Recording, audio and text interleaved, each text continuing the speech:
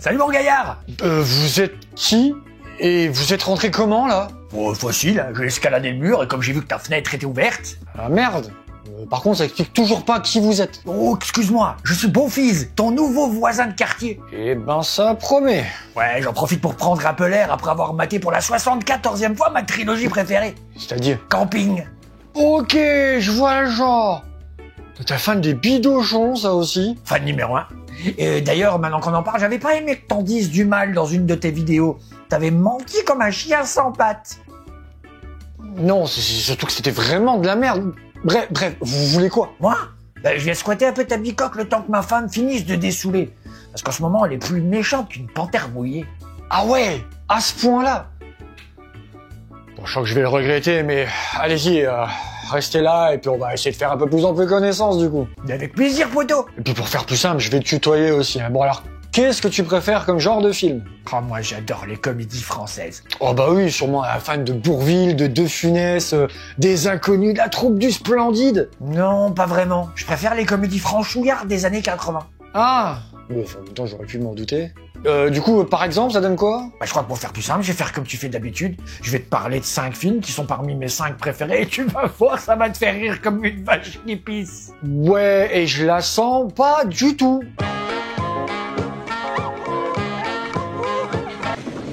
Ai, figlio mio, ai, mannaggia che danza, ces bandits, si je me les trouve, je me les trouve. Carlo Monte, pizzaiolo séducteur et responsable d'une paillote sur les plages du Midi, est contacté par des barbouzes qui remarquent sa parfaite ressemblance avec le président général González Ramírez, président à vie du Malagueña. Censé remplacer le dictateur en visite privée en France et annoncer son abdication en faveur des insurgés, il les fait arrêter et instaure la démocratie. Quant au tyran déchu, il se retrouve aux commandes de la paillote de Carlo, aux couleurs quelque peu militarisées. Pizzaiolo et Mozzarella est un film français sorti en 1985 et réalisé par Christian Gion, un réalisateur qui nous aura aussi servi des films du même acabit tels que Pétrole en 1981, Les Diplômés du dernier rang en 1982 ou encore Le Bourreau des cœurs en 1983. Un autre film avec Aldo Macione. C'est un de mes héros. Ouais, enfin il a fait des bons trucs quand même comme Mais où est passée la 7ème compagnie, L'aventure c'est l'aventure. Mais je suis d'accord, c'est vrai que la majorité de sa carrière se résume à des films franchouillards comme celui que tu viens de me proposer. Non seulement c'est confondant de bêtises et de désinvolture, mais en plus, il n'y a pas l'ombre d'une histoire. Et on se demande bien de quelle imagination puérile peuvent provenir les gags et les pitreries stupides de Macione, livrés à lui-même, comme souvent exécute. Et c'est super qu'Aldo il improvise comme ça. Le mal alpha qu'on devrait tous être. Christian Gion donne dans le pire de la comédie franchouillarde, et c'est peut-être en admirateur de Si tu vas à Rio, tu meurs que Gion trouve judicieux d'affubler le personnage de Macione d'un sosie, un sanguinaire dictateur sud-américain en visite sur la Côte d'Azur. Les déambulations de l'un et de l'autre, évidemment intervertis et confondus, forment une intrigue sans queue ni tête, avec quiproquo et second rôle d'une rare imbécilité. À commencer par Marthe Villalonga, qui a pas attendu les Dalton pour commencer à jouer dans des films de merde. Encore une fois, la question n'est pas de savoir si Aldo Macione a un talent comique, mais de comprendre pourquoi aucun de ses personnages n'est construit ou élaboré avec un minimum d'ambition. Bref, un nanar ridicule à la sauce italienne pour pimenter le tout. J'adore la sauce italienne sur mes pâtes. Ça passe par Betio, puis après ça m'aide à les couler à bronze. Ok, je vais faire comme si j'avais rien entendu. T'as quoi d'autre? Bon, suivant, ça te dirait un film d'Astérix? Ah non, si c'est le dernier avec Guillaume Canet, c'est bon, j'ai eu ma dose. Non, un autre film. Alors, vu ta logique, et si tu me tends un piège pour parler de Vercingétorix, je te préviens tout de suite, c'est non. Écoute, y a pas à tortiller du cul pour chier droit. Alors je vais le lancer et tu m'en diras des nouvelles. Alors, c'est pas le moment de plaisanter. Y a pas 36 solutions. Faut négocier. Il a raison. En échange de leur départ, on pourrait peut-être leur proposer de l'or. De l'or? Quel or? Celui de ton tank, par exemple.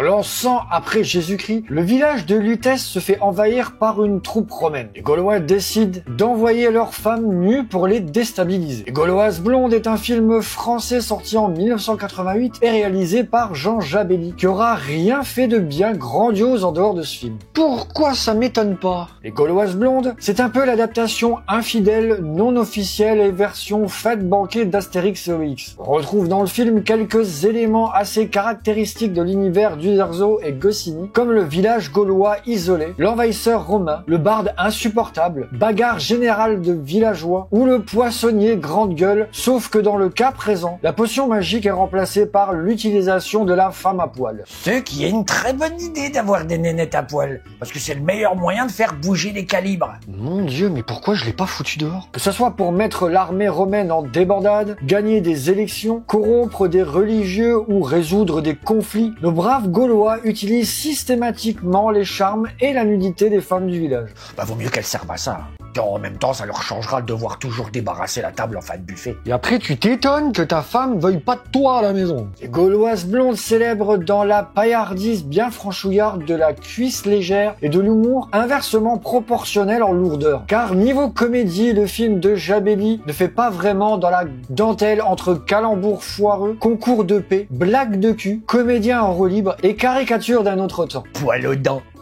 Bon ok, celle-là je te l'accorde. On retrouve au casting du film quelques comédiens prestigieux, mais visiblement un peu perdus dans la médiocrité ambiante, comme les excellents Pierre Tornade, Roger Carrel et Gérard Hernandez, qui se perdent dans ses accents dans le rôle du centurion Cunilingus. Et c'est vrai que c'est marrant de voir Pierre Tornade et Roger Carrel jouer dans ce film, alors que c'est eux qui doublent Astérix et Obélix dans les dessins animés, quoi. En conclusion, les Gauloises blondes restent une curiosité qui déjà à l'époque avait 20 ans de retard, à découvrir pour les amateurs érotomanes de nanar. Mais attention, regardez le film, c'est un peu comme demander à tonton Jackie de nous raconter une histoire d'Astérix après 4 bouteilles de villageoise et de Ricard. Bon, j'avoue, celui-là il m'intéresserait si j'ai un petit verre dans le nez. Formidable ma couille, je te servirai un gros verre de pinard avant de lancer le film.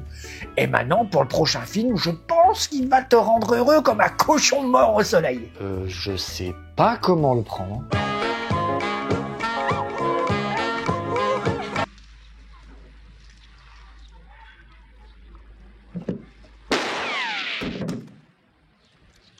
Alors, ça va? Conquise? Clovis Blaireau, détective privé maladroit, habitant chez sa mère et engagé par Nadège de Courtabœuf pour faire suivre son mari Prosper et prouver l'adultère à des fins de divorce. Le détective tente de devenir l'ami du mari volage par tous les moyens. Cependant, Nadège entretient une relation extra-conjugale et son amant décide de supprimer Prosper en provoquant un attentat. Par où t'es rentré, on t'a pas vu sortir est un film français sorti en 1984 et réalisé par Philippe Clair, un des plus grands représentants du nanar en France. Avec des films tels que Le Fureur en folie, Le Grand Fanfaron, Tais-toi quand tu parles, ou encore Plus beau que moi tu meurs. Que des films sortis uniquement en VHS ou en DVD. Ça vaut pas plus. Tu te fous de moi, je les ai trouvés en Blu-ray il y a quelques mois. Sérieux? Bah ouais. Et t'as pas la lumière à tous les étages, toi. Mais je t'emmerde. Même si ça reste vulgaire et grossier comme tous les films de Philippe Clair dans les années 80, il y a aussi quelques gags sympas dans ce film, comme le coup de l'alarme paralysante. Philippe Clair, en juif pied noir excité, en fait des caisses comme à son habitude. Jerry Lewis aussi d'ailleurs, mais bon, ça reste cohérent. Ouais, Jerry Lewis dans ce genre de film, ça me fait quand même un peu mal. Que nenni, Fifi a eu raison d'aller chercher un grand comique comme lui. Ça rend le film encore plus velouté. Sauf qu'à l'instar d'autres de ses films, Philippe Clair est obligé par son producteur de mettre en valeur la Tunisie, son pays d'origine. Pourquoi pas? Mais le souci, c'est que ça n'est jamais réellement justifié dans le scénario. Je mets des guillemets car la notion de scénario chez Philippe Clair est toute relative. Comme tous les films que tu m'as présentés jusque-là. En pondant un tel script et en trouvant un tel titre, je ne sais pas ce que Philippe Clair avait fumé, mais ça devait vraiment être de la bonne. Et en fait, c'est là que le film va commencer à partir en sucette entre quiproquo foireux, fille à poil au bord de la piscine et course-poursuite dans le plus pur style Benny Hill, le tout plus ou moins en même temps. Le temps devient donc long, très long, et le spectateur ne rit plus. Mais a-t-il au moins ri une seule fois pendant ce film? Moi oui, j'ai tellement ri que j'en ai pu pisser pendant 2 jours. Désespérant. D'ailleurs, en parlant désespérant, j'ai vu que la musique, elle était d'Alan Silvestri, donc la même année que À la poursuite d'un diamant vert et un an avant Retour vers le futur. Ouais, non, ça m'a pas plus marqué que ça, la musique de Retour vers le machin, là. J'ai franchement préféré la musique qu'il a mis dans Delta Force. Faut que... C'est vrai que la musique de Delta Force, elle te reste bien dans les oreilles. On commence à être épuisé nerveusement par ce qu'on voit à l'écran et l'immaturité des deux personnages principaux qui semblent être retournés en enfance à force de cabotiner n'arrange rien à l'affaire. Ce qui est regrettable car malgré tout, ce que l'on peut reprocher à Philippe Clair, et à juste titre, il reste un créateur attachant, jovial, avec qui l'on devrait bien se marrer sur les tournages. Il y a donc qu'à voir le bêtisier à la fin du film où je me dis que ça devait être un joyeux bordel. D'ailleurs, le procédé du bêtisier à la fin du film sera repris par Jean-Marie Poiré dans Les Anges Gardiens. Un autre grand monsieur Jean-Marie. Oh bon? T'as aimé Les Visiteurs et le Père Noël est une ordure? Bof, ça passe en plus. Je préfère Les Hommes préfèrent les gros sous Les Visiteurs en Amérique. Ouais, en même temps, pourquoi je te demande? Qu'est-ce que t'as dit? Non, rien. Ouais. T'as l'air d'être aussi perdu que l'œuf de Pâques de l'année dernière. Comme je l'ai dit, par où t'es rentré on t'a pas vu sortir reste une curiosité. Le reflet d'une époque en train de changer. Un objet filmique non identifié, mais fascinant tant en 84, il est déjà démodé. Un nanar de luxe pour les amateurs. Et d'ailleurs, on notera aussi la première apparition à l'écran de Connie Nielsen, qu'on verra plus tard dans des films comme L'Associé du Diable, Gladiator, Photo Obsession ou encore Wonder Woman. Ah ouais, celui-là je l'ai vu. Ah bon? T'en as pensé quoi? Bof, pas assez kitsch pour moi. Et en plus on voit pas la nana à poil. Par contre j'ai préféré sa suite, j'ai trouvé ça vachement plus rigolo. Bordel, c'est quoi le suivant? Ça te dirait qu'on aille manger à la bonne franquette chez Jean-Jean? Oula, on n'est pas sorti de l'auberge. Comment t'as deviné?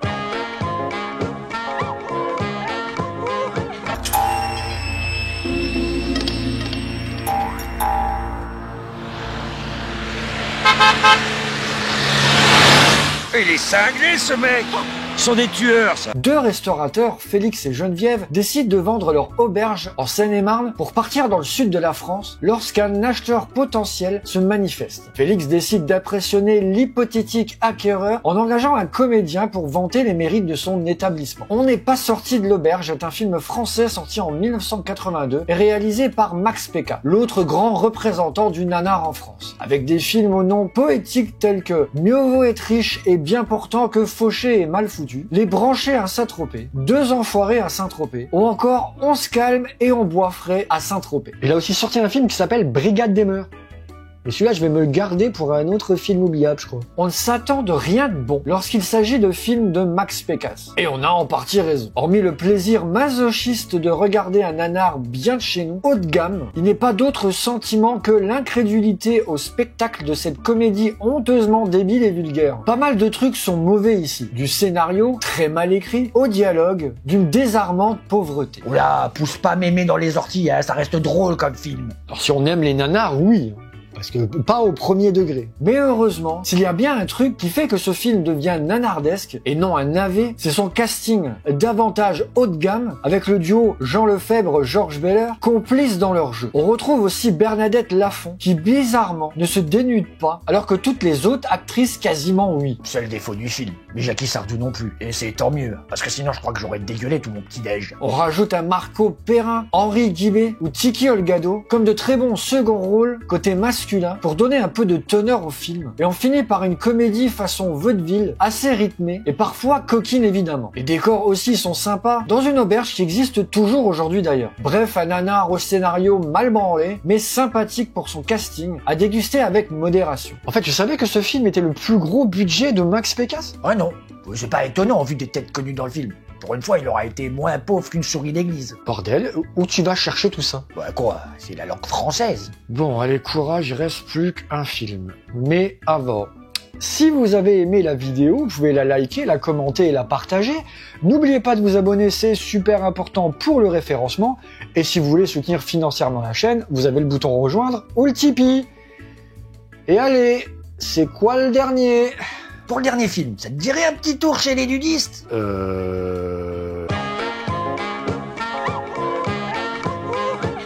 Une mission très particulière.